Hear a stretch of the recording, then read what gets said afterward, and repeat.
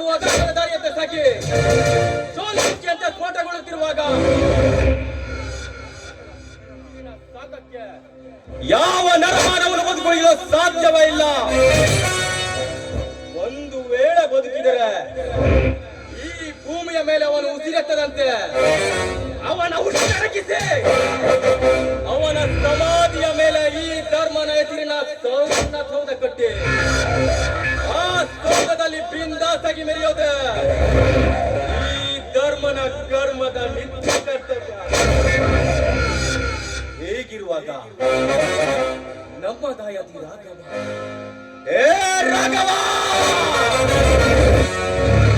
ಅವತ್ತೊಂದು ದಿನ ನಮ್ಮ ಮನೆಯಲ್ಲಿ ನಮ್ಮಪ್ಪ ಗಜೇಂದ್ರ ಗೌಡ ಹಾಗೂ ನಿಮ್ಮಿಬ್ಬರ ನಡುವೆ ಯಾವುದೋ ಲೆಕ್ಕಕ್ಕೆ ಬಾದಿರೋ ವಿಷಯಕ್ಕೆ ವಾಗ್ವಾದ ನಡೆದು ಹುಲಿಯುತ್ತಿರೋ ಅಣ್ಣನನ್ನ ಎದುರಾಕೊಂಡು ಹುಟ್ಟಿದ ಮನೆಯನ್ನ ಬಿಟ್ಟು ಹೇಳಿ ಅಂತ ಓಡಿ ಹೋಗಿ ನರಸಾಪುರದ ನಿವಾಸಿಗಳೊಂದಿಗೆ ವಾಸಿಸಿ ಅಲ್ಲಿ ಜನ್ಮವಿತ್ತ ನಿನ್ನ ಇಬ್ಬರು ಗಂಡು ಮಕ್ಕಳಲ್ಲಿ ಒಬ್ಬನನ್ನ ನಿನ್ನೊಂದಿಗೆ ವ್ಯವಸಾಯಕ್ಕೆ ತೊಡಗಿಸಿಕೊಂಡು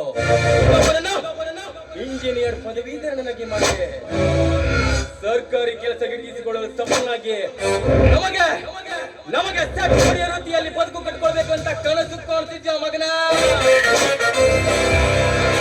ರಾಘವ. ಇನ್ನ ಈ ಕನಸಿಗೆ ಈ ಧರ್ಮ ಹಿಂದೆ ಹಿಡಿಮದ್ದನಿಟ್ಟು ತೋಟಗೊಳಿಸುವುದಕ್ಕೋಸ್ಕರ ನಿನ್ನ ಇಂಜಿನಿಯರ್ ಪದವೀಧರನಾದ ಎರಡನೇ ಮಗ ಚೇತನನ್ನ ಇದೇ ಮಾರ್ಗವಾಗಿ ಇದೇ ಸಮಯಕ್ಕೆ ಬರುವಂತೆ ಪ್ರೇರೇಪಿಸಿ